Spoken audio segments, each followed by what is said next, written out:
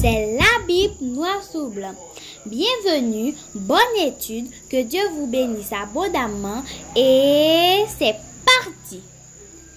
Chers frères et sœurs, chers amis, que la paix et la grâce de Dieu soient avec vous tous. En ce matin, chers amis, nous allons méditer sur la parole de Dieu. Et le titre de notre méditation pour ce matin, chers amis, c'est « Prenez garde aux vains discoureurs ». Première partie sur 1 Thessaloniciens 4, versets 13 à 18. Prenez garde aux vains discoureurs. Première partie sur 1 Thessaloniciens 4, versets 13 à 18. Pour démarrer, chers amis, nous allons lire ensemble titre premier, verset 10 à 16. Titre premier, verset 10 à 16. Il dit, chers amis, il y a en effet, surtout parmi les circoncis, beaucoup de gens rebelles, de vains discoureurs et de séducteurs, auxquels il faut fermer la bouche. Ils bouleversent les familles entières, enseignant pour un gain honteux ce qu'on ne doit pas enseigner.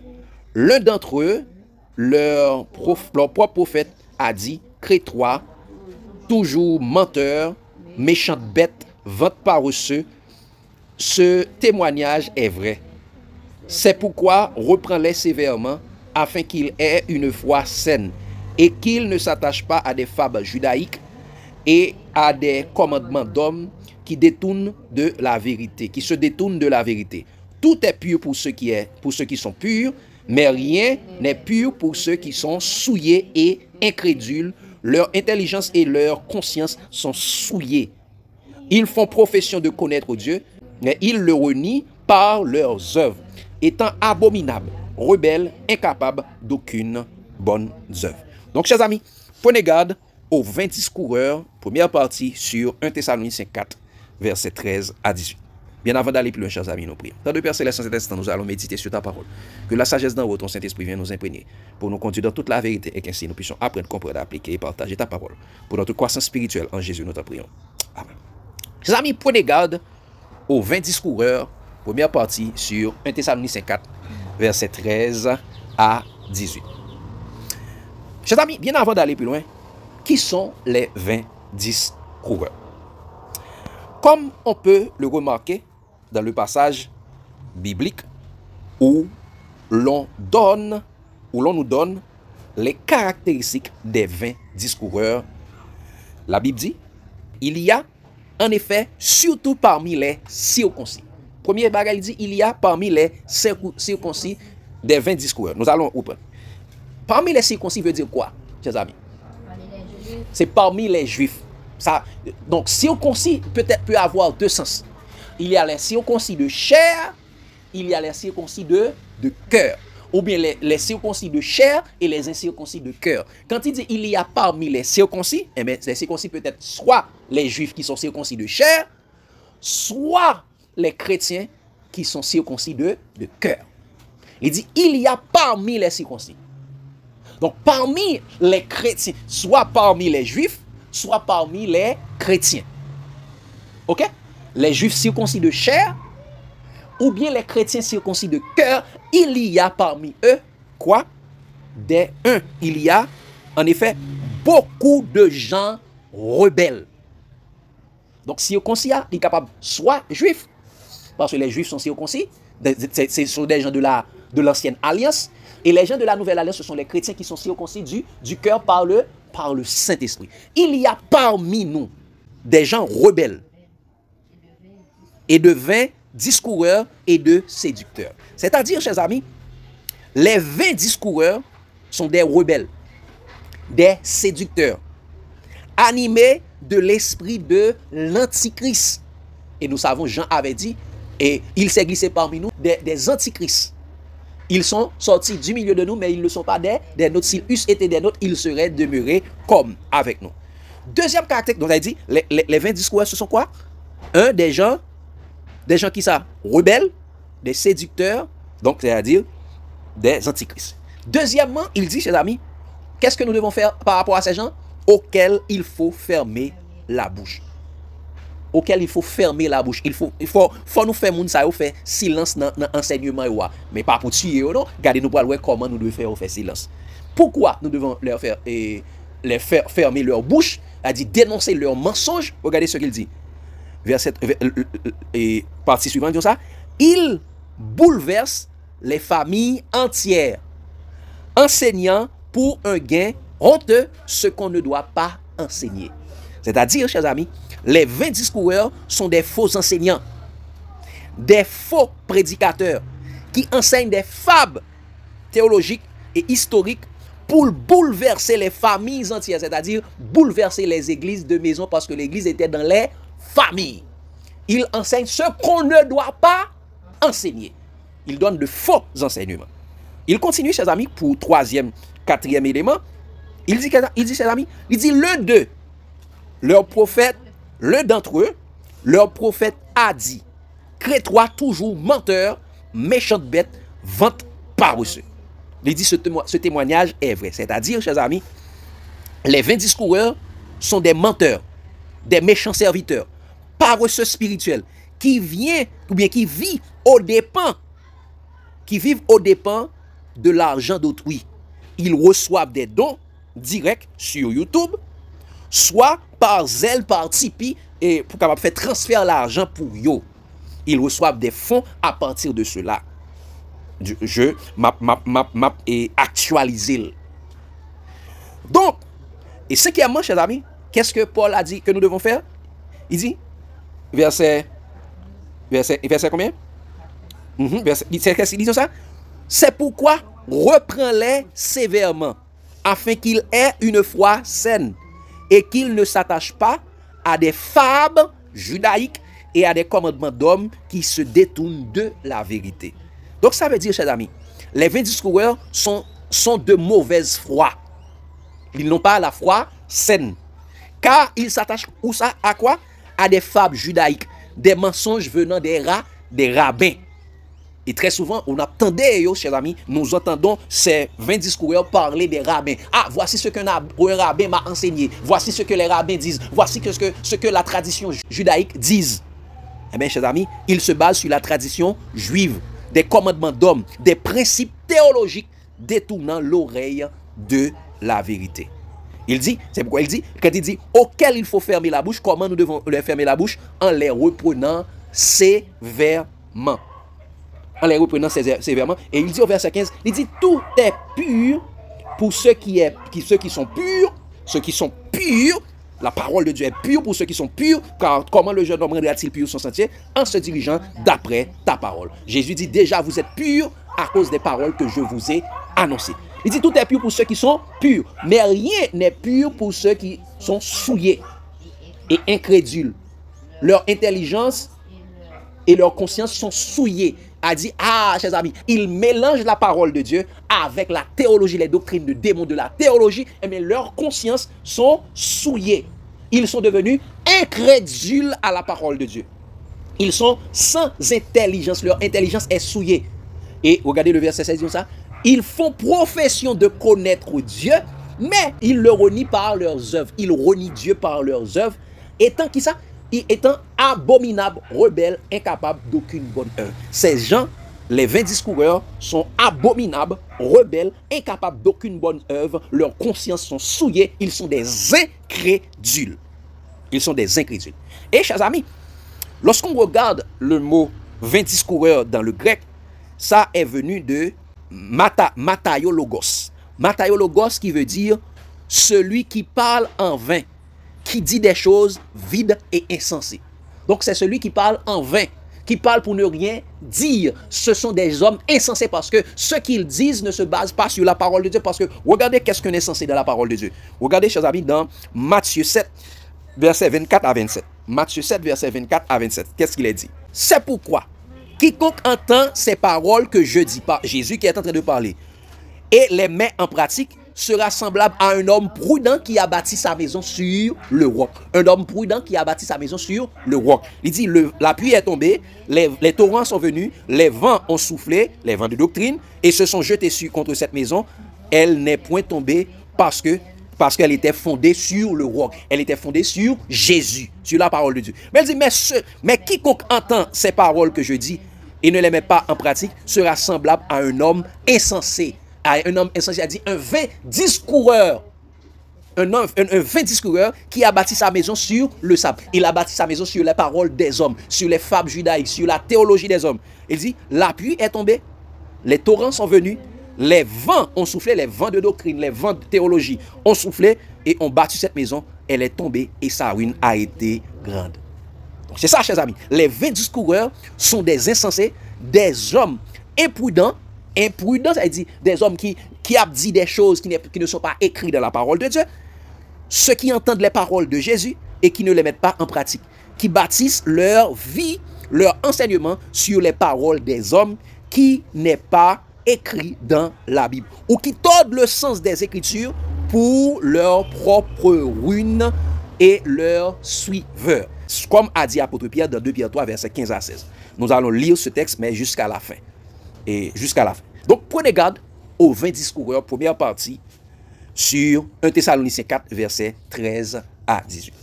Et mes chers amis, suivant les dernières études sur Apocalypse, Matthieu 24 et 1 Thessaloniciens 4, versets 13 à 18, le groupe Venez et Raisonnons a affirmé, comme les théologiens libéraux du prétérisme, que le livre de l'Apocalypse a été rédigé vers l'an 60 sous le règne de Néron.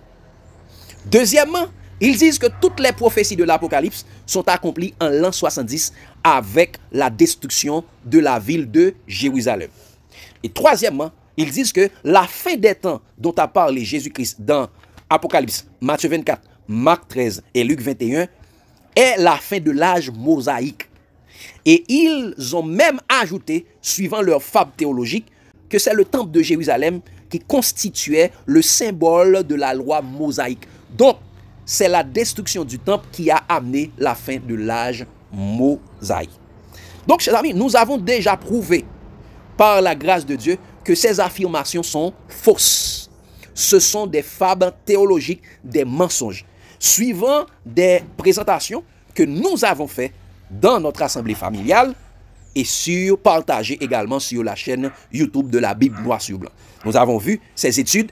Prenez garde à la datation théologique du livre de l'Apocalypse. Deuxièmement, nous avons vu pourquoi les livres du Nouveau Testament n'ont pas de datation de rédaction. Troisièmement, nous avons vu également à qui Jésus-Christ a envoyé le livre de l'Apocalypse. À qui Jésus-Christ a envoyé le livre de l'Apocalypse. Nous avons vu le livre de l'Apocalypse a été envoyé à qui, chers amis? À l'Église de tous les temps, à chacun de nous et aux nations. Il faut que tu prophétises sur beaucoup de peuples, de foules et de langues. Et cinquièmement, nous avons vu, chers amis, comment interpréter les prophéties de l'Apocalypse. Parce que eux, ils se basent sur le prétérisme pour interpréter les prophéties de l'Apocalypse. Nous avons vu que le livre de l'Apocalypse est une parabole. Sixièmement, nous avons vu, chers amis, prenez garde au prétexte du contexte théologique. Parce qu'à chaque fois qu'il interprète une prophétie, à chaque fois qu'il fait une étude actuellement, avant, il faisait des études qui sont très bien, mais à chaque fois qu'il fait des études actuellement, il dit prétexte. Il a dit contexte. Donc, ça veut dire nous avons vu que le contexte a été inventé par les catholiques, par les jésuites de l'église catholique. Nous l'avons vu. Et septièmement, quand est-ce que la fin de l'âge, quand est-ce que la loi ou l'âge mosaïque a pris fin? Nous avons vu, c'est à la mort de Jésus-Christ. C'est à ce moment que l'âge mosaïque a pris fin. Donc, chers amis, dans une autre étude faite par Venez et Raisonnons, dont le titre est Étude biblique. 1 Thessaloniciens 4, versets 13 à 18 parle de l'enlèvement. Point d'interrogation. Étude biblique. 1 Thessaloniciens 4, versets 13 à 18 parle de l'enlèvement. Point d'interrogation. Venez Raisonnons à réinterpréter 1 Thessaloniciens 4, versets 16 à 17. Versets 16 à 17. Suivant leur sagesse humaine, venant de la théologie, venant des fables théologiques et des rudiments du monde, ils ont fait une comparaison entre Matthieu 24 et la lettre et la première lettre aux Thessaloniciens. Ils ont fait près de 13 comparaisons pour montrer que Matthieu 24 et 1 Thessaloniciens est la même, parle des mêmes choses que Matthieu 24. Mais ils font toutes ces comparaisons, ces 13 comparaisons, juste pour arriver à ce point. Voici ce qu'ils disent, chers amis. Voici ce qu'ils ont écrit. En finissant de lire 1 Thessaloniciens 4, verset 16, 17, regardez, nous allons lire 1 Thessaloniciens 4, verset 16, 17, regardez eux-mêmes et puis partager ce qu'ils ont dit eux-mêmes. Il dit, car le Seigneur lui-même a un signal donné à la voix d'un archange et au son de la trompette de Dieu, descendra du ciel et les morts en Christ ressusciteront premièrement. Ensuite, nous les vivants qui serons restés, nous serons tous ensemble enlevés avec eux sur les nuées à la rencontre du Seigneur dans les airs. Ainsi, nous serons toujours avec le Seigneur. Consolez-vous par ces paroles, ainsi de suite. Mais regardez ce que Venez Raisonnons dit. Il dit, chers amis, par rapport aux commentaires qu'ils ont ajoutés, il dit, c'est ce que Paul dit à la fin de 1 Thessaloniciens 4, verset 16. Et les morts en Christ ressusciteront premièrement. Dans tous ces passages, la résurrection des croyants décédés est associée à une trompette. Il dit, la traduction de la bonne nouvelle dit, ceux qui sont morts en croyant en Christ ressusciteront premièrement. Et il continue pour dire, chers amis, toujours notre deuxième affirmation, ils disent que la doctrine traditionnelle, écoutez bien, il dit la doctrine traditionnelle soutient que les esprits des saints défunts sont maintenant avec le Seigneur. Les esprits des saints défunts sont maintenant avec le Seigneur. Il les emportera avec lui à son retour. Unira leurs esprits à leur corps ressuscité, puis ils recevront leur corps glorifié lorsqu'ils rencontreront avec lui dans les airs. Ok. Bagaille exactement, bagaille purement catholique. Mais regardez, chers amis, qu'est-ce qu'il veut dire? Quand est-ce que Jésus est venu dans les airs? Regardez, dans une autre affirmation, qu'est-ce qu'il nous dit? Il dit, en examinant les passages qui sont immédiatement suivis la parousie, nous trouvons des expressions suivantes. Rassemblez les élus des 80 dans Matthieu 24, verset 31. Chacun à son tour. En 1 Corinthiens 15, verset 23. Nous qui sommes encore en vie et qui seront restés, nous serons tous ensemble enlevés avec eux sur les nuées à la rencontre du Seigneur dans les airs. Et ainsi nous serons avec le Seigneur pour toujours. Dans 1 Thessaloniciens 4, verset 17. Il dit, et il ajoute, il dit, heureux les morts qui meurent dans le Seigneur dès maintenant. Dans Apocalypse 14, verset 13. Il prend pile texte.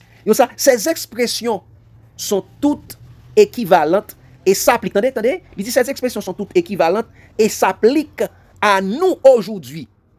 Le processus d'enlèvement ou d'enlèvement de la mort ou de la dèce ou l'enlèvement en la présence du Seigneur a eu lieu en l'an 70. Après Jésus-Christ. Donc l'enlèvement consiste à être amené en la présence de Dieu. Elle dit depuis l'an 70, enlèvement fait.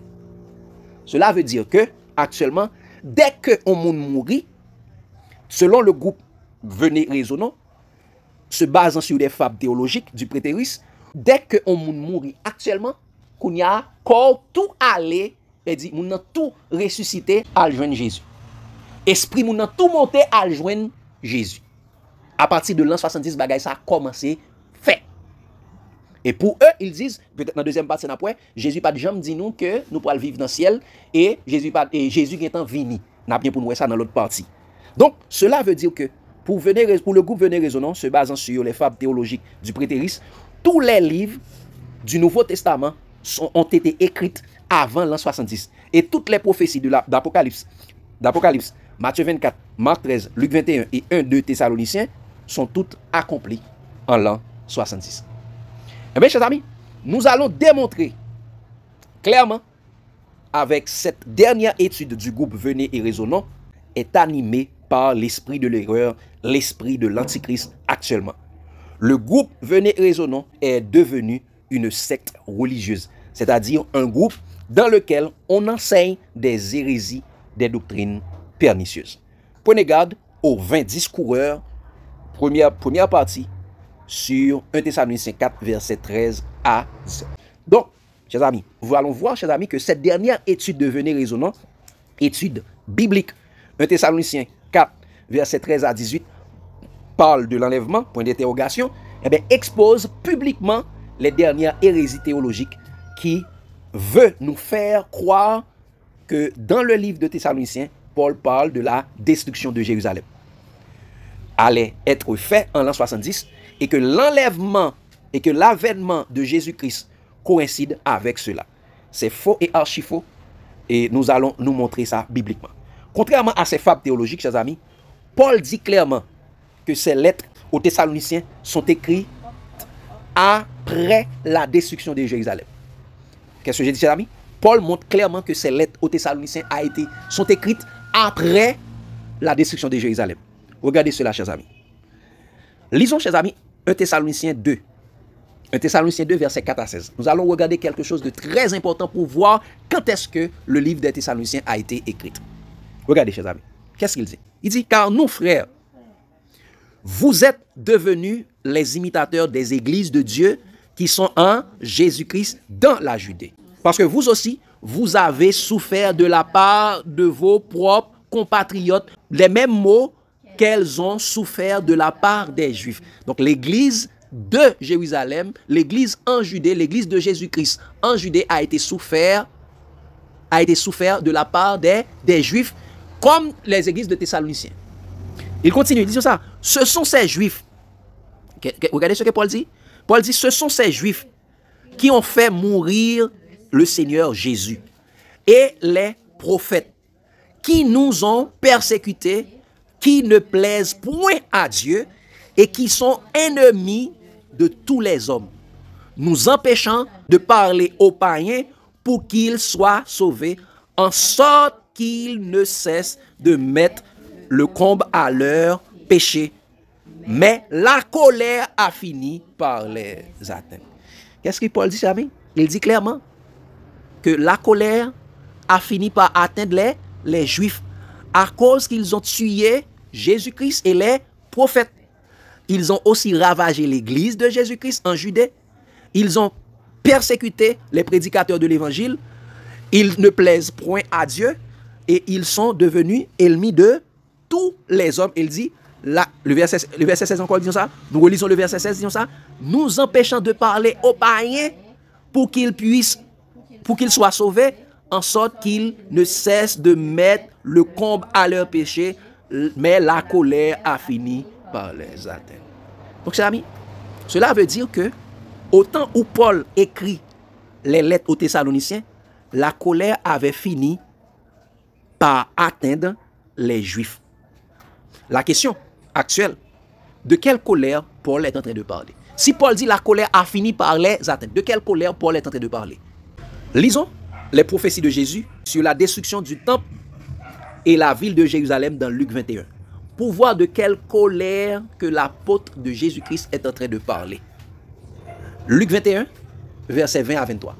Il dit, lorsque vous verrez Jérusalem investie par des armées, sachez alors que sa désolation est proche. Alors que ceux qui seront en Judée fuient dans les montagnes, que ceux qui seront au milieu de Jérusalem en sortent, et que ceux qui seront dans les champs n'entrent pas dans la ville. Donc nous voyons clairement là qu'on est en train de parler de la destruction de Jérusalem. Nous sommes d'accord avec cela. Eh bien, regardez, chers amis, versets 22 et 23, disons ça. Car ce seront des jours de vengeance pour l'accomplissement de tout ce qui est écrit. Malheur aux femmes qui seront enceintes et à celles qui allaiteront en ces jours-là, car il y aura une grande détresse dans le pays et la colère contre ce peuple. Quoi? Qu'est-ce qui est écrit là, chers amis? Car ce seront des jours de vengeance pour l'accomplissement de tout ce qui est écrit, car il y aura une grande détresse dans le pays de Jérusalem, et de la colère contre ce peuple. Donc Jésus dit que la colère contre le peuple Israël est la destruction de Jérusalem et des jours de vengeance contre les Juifs en Israël. Donc, nous voyons de quelle colère Paul était en train de parler, chers amis. La destruction de Jérusalem. Donc la colère dont Paul parle dans 1 Thessaloniciens 2, versets 15 à 16, est la destruction de Jérusalem prophétisée par Jésus qui avait fini par atteindre les Juifs depuis le temps de Paul avant la rédaction des épîtres aux Thessaloniciens. Relisons, chers amis, 1 Thessaloniciens 2, versets 16-17. Verset 15-16, disons ça. Ce sont les Juifs qui ont fait mourir le Seigneur Jésus et les prophètes qui nous ont persécutés et qui ne plaisent point à Dieu et qui sont ennemis de tous les hommes, nous empêchant de parler aux païens pour qu'ils soient sauvés, en sorte qu'ils ne cessent de mettre le comble à leur péché, mais la colère a fini par les atteindre. Chers amis, prêtons attention au temps grammatical que Paul a utilisé pour parler de la destruction de Jérusalem et des Juifs. Il dit, Paul ne dit pas, la colère finira par les atteindre. Est-ce que Paul a dit ça? La colère finira? Non. Comme quelque chose qui arrivera dans le futur par rapport au temps qu'il rédigeait la première épître aux Thessaloniciens, mais il dit, la colère a fini par les atteindre. Il a utilisé le passé composé pour exprimer que la destruction de Jérusalem est déjà déroulée ou déjà achevée dans le temps passé par rapport au moment de la rédaction du livre des Thessaloniciens. La colère a fini par les atteindre. Donc, contrairement aux fables théologiques de Venez Raisonnons, et qui est en train de citer et reciter, disant que le retour physique et visible de Jésus dont parle Paul dans 1 Thessaloniciens 4, verset 16-17, se référait à la destruction de Jérusalem en l'an 70, est faux et archi-faux, puisque l'apôtre Paul montre clairement qu'il a écrit ses lettres aux Thessaloniciens après la colère, c'est-à-dire la destruction de Jérusalem en l'an 70. Donc, qu'est-ce que il dit ça? Que toute bagaille ça yo correspond, c'est son bagaille qui pour arriver en l'an 70. Alors que nous voyons que Paul dit, la colère a fini par atteindre les Juifs. Elle dit, au moment que Paul t'a écrit lettre là, eh bien, ville de Jérusalem t'a temps détruite. Ville de Jérusalem t'a temps détruite. Donc, prenez garde, chers amis, aux 20 discoureurs, première partie sur le livre de Thessaloniciens. Le retour de Jésus que Paul a parlé dans 1 Thessaloniciens n'a rien à voir avec la destruction de Jérusalem qui s'est déjà accomplie dans le temps passé, avant la rédaction de la première épître, de la première lettre aux Thessaloniciens. Mais il parle d'un événement grandiose à venir. La plus grande espérance des chrétiens, l'avènement physique et visible de Jésus-Christ. L'avènement physique et visible de Jésus-Christ. Parce que ça le dit encore dans Thessaloniciens, encore chers amis, disons ça. Et ça veut dire qu'on vit après l'an 70. Exactement. Paul était en vivre. Paul était en voyer Paul. Il était arrêté Paul, voyer Paul à Rome. Et pendant Paul à Rome, c'est le ça et tout petit bagage ça vient passer et ville là détruit. Il vient détruire Jérusalem. Paul était encore vivant et il y a un peu de monde qui dit ça. Paul il mourit en l'an 65. Entre l'an 60 et l'an 65, c'est faux encore, et archi faux. Si Jérusalem détruit en 70 et puis Paul écrit lettre ça après. Des Thessaloniques, il a parlé au passé. Il a parlé au passé. C'est après 70 ça ouais. Exactement. Il va pas écrire avant. Exactement. Donc, chers amis, venez raisonnons pour l'amour de la vérité biblique telle qu'elle est révélée en Jésus-Christ et en Jésus-Christ seul. Je vous exhorte à vous repentir de ces hérésies théologiques pour votre salut éternel et le salut éternel de ceux qui vous écoutent ou bien ceux qui vous suivent religieusement sans remise en question. Parce que, chers amis, vous voulez nous faire accepter vos fables théologiques en répétant sans cesse les séductions de John H. Walton. La Bible a été écrite pour nous, mais pas à nous. Étant donné que la Bible nous conseille de ne pas aller au-delà de ce qui est écrit dans 1 Corinthiens 4, verset 6, et de ne pas ajouter, afin qu'on ne soit pas trouvé menteur, car tout ce qu'on ajoute vient du diable, d'après Proverbe 30, verset 5-6 et Matthieu 5, verset 37, je vous exhorte à revenir de ces fables théologiques. Parce que, qui ça le dit dans la partie encore, dans la partie titre là, ils disent ça, faut nous reprendre moun sa yo sévèrement pour être capable de gagner une foi saine. Donc nous demandons à Venez Raisonnant de revenir de leur mauvaise foi, des fables théologiques, des fables judaïques, des fables rabbiniques, pour retourner venir baser sur la foi de Jésus. Parce que actuellement, ils sont les tordeurs des Écritures. Comme l'apôtre Pierre le dit, le dernier texte que nous allons lire, 2 Pierre 3, verset 15 à 18. 2 Pierre 3, verset 15 à 18, qui dit ça, croyez que la patience de notre Seigneur est votre salut. Comme notre bien-aimé frère Paul vous l'a aussi écrit, selon la sagesse qui lui a été donnée. C'est ce qu'il fait dans toutes les lettres où il parle de ces choses dans lesquelles il y a des points difficiles à comprendre, dont les personnes ignorantes et mal affermies tordent le sens comme celui des autres écritures pour leur propre ruine. Donc l'équipe Venez Raisonnant actuellement tordent le sens comme les théologiens tordent le sens des écritures pour leur propre ruine. C'est pourquoi il dit prenez garde aux vains discoureurs. Et il continue au verset 17, ça. Vous donc, bien-aimés, qui êtes avertis, mettez-vous sur vos gardes, de peur qu'entraînés par l'égarement des impies, vous ne veniez à déchoir de votre fermeté. Donc, Venez Raisonnant, il est important que vous ne vous basez plus sur les fables théologiques, les écrits des théologiens qui vous égarent loin de la parole de Dieu, qui souillent votre corps, qui souillent vos auditeurs, et parce que c'est la parole de Dieu qui purifie, c'est la parole de Jésus qui sanctifie. Donc, prenez garde, mettez-vous sur vos gardes pour ne pas entraîner par l'égarement des impies, l'égarement des théologiens. Et il continue pour dire au verset 18, il dit, mais croissez dans la grâce et dans la connaissance de notre Seigneur et Sauveur Jésus-Christ. À lui soit la gloire dès maintenant et pour l'éternité. Amen. Amen. Donc, chers amis, prenez garde aux 20 discoureurs, première partie, sur 1 Thessaloniciens 4, verset 18, verset 16 à 18. Dans la deuxième partie, nous allons voir une autre chose que Venez Raisonnant a dit. Il dit que Jésus n'a jamais dit qu'on va vivre dans le ciel.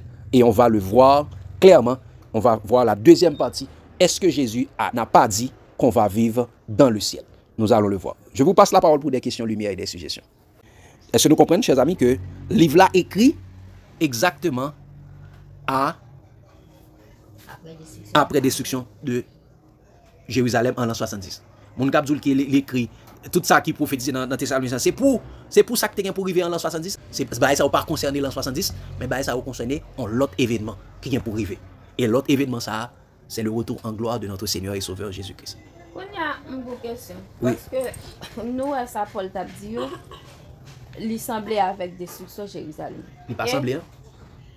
Il n'est pas semblé. Eh bien, est-ce que Jésus pas prophétisé, dit, il y pour détruire Jérusalem? Oui, Jésus était prophétisé. Jésus était prophétisé, oui. Paul va dire ça tout lui-même? Non, Paul va dire ça.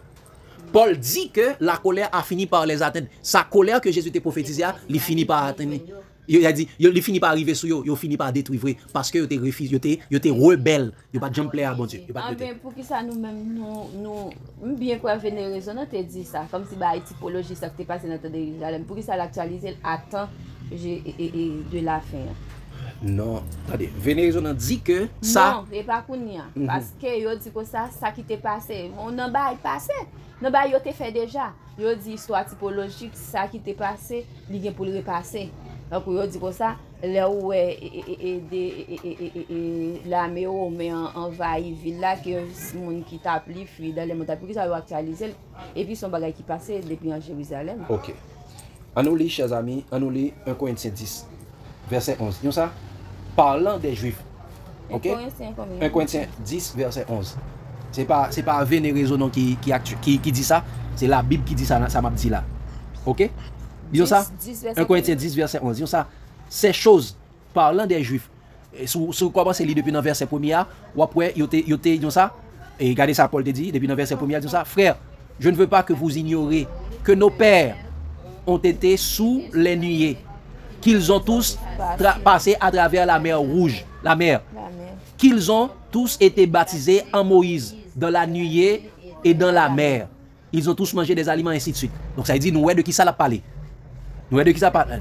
Des peuples Israël là. Regardez le verset 6 là. Or, ces choses sont arrivées pour nous servir d'exemple, afin que nous n'ayons pas des mauvais désirs comme ils en ont eu. Verset 11. Il dit, ces choses leur sont arrivées pour servir d'exemple et elles ont été écrites pour notre instruction à nous qui sommes parvenus à la fin des siècles. Ces choses leur sont arrivées pour nous servir d'exemple. Ça qui arrive, peuple Israël là, il arrive pour nous aujourd'hui, il écrit pour exemple nous aujourd'hui à nous-mêmes qui vivons dans fin temps. Bagay qui est arrivé, destruction qui est Jérusalem là, la bien pour l'arriver pour tout le monde entier. Donc ça veut dire nous devons veiller actifs. Quand nous ouais abomination, désolation établie en lieu saint, quand nous ouais et le monde, peuple chrétien commence à envahi par des armées, quand nous ouais l'armée romaine, et actuellement l'armée romaine est toujours de mise par l'intermédiaire des États-Unis ou l'ONU, quand nous ouais bagay ça nous-mêmes, quand nous ouais abomination, nous ouais ces méchancetés cap gérer en pile côté, nous-mêmes fuis dans nos montagnes. Quand nous ouais ça qui est passé sous temps nous hier, qu'on y a prépassé encore, nous-mêmes fuis dans nos montagnes. Donc c'est pas venir raison qui dit, c'est pas ni Ellen G. White l'autre monde qui dit, c'est la Bible qui dit. Donc et pas ça n'a proposé. OK? Venez raisonnons actuellement, vous séduire nous. Pour dire toute prophétie apocalypse net accomplie en l'an 70, pas une prophétie bien pour accomplir, je dis encore. C'est comme si livre ça c'est l'inapli et si n'a regarder ça qui est passé, c'est comme si son histoire. Et qu'on y a depuis de mourir, pam, nous fin mourir, c'est Jean pour descendre dit, c'est fermer j'ai ici, ouvrir l'autre bord. Il raconté comme si OK. tout coup mourir ou toi jeune Jésus. Et ça le dit. Et deuxième fois, n'a bien pour nous l'autre aspect ça. Donc, fais attention chers amis. Et ça fait oui. Yo dit les morts en Christ ressusciteront, mais on pas dit les morts en Christ monteront au ciel. Au ciel. Il dit les morts en Christ. Et qui les morts en Christ seront ressuscités premièrement lorsque Jésus reviendra. Lorsque Jésus reviendra, elle dit, on l'autre dit comme ça, nous les vivants, nous ne défoncerons pas ceux qui sont morts. Donc c'est-à-dire pour venir raisonnant, elle dit les morts, ils ont même cru mourir, ils ont dévancé, ils ont déjà dévancé nous. Donc ça veut dire nous devons comprendre que doctrine ça sont doctrine satanique. Donc on dit monde qui allait à dévancer nous, monde dit ça, monde qui allait au dévancer nous, il y a là avant nous. Eh bien, ça veut dire, même il y a le jeune Satan, les gens qui mourit sans Christ, il y a le jeune Satan. Mais là, il dit, depuis qu'il est allé, il y a trois jeunes en la présence de mon Dieu, ça veut dire, c'est pas en la présence de Jésus, c'est pas le vrai Jésus.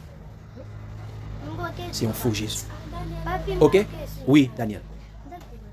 Comment les morts Christ ressusciteront et fouillons. Donc, généralement, Foumio toujours comme ça. Eh bien, au grand matin de l'éternité, même les gens qui étaient dans la poussière, il y a bien pour réveiller. Ceux qui étaient dans la poussière, ceux qui dorment dans la poussière, il y a bien pour réveiller. Il y a tant de voix à la trompette, il y a tout à ressuscité. Et tout le monde a pour eux, il y a ressuscité, il y a monté. Donc c'est ça nous devons comprendre. Donc prenez garde. Nous ne mourrons pas tous. Oui, je vous dis un mystère, son mystère. Et son bagage qui est très important. Donc prenez garde aux 20 discoureurs, première partie, sur 1 Thessaloniciens 4, verset 13 à 18. Que Dieu vous bénisse abondamment, chers amis, l'amour de Christ nous presse. Amen.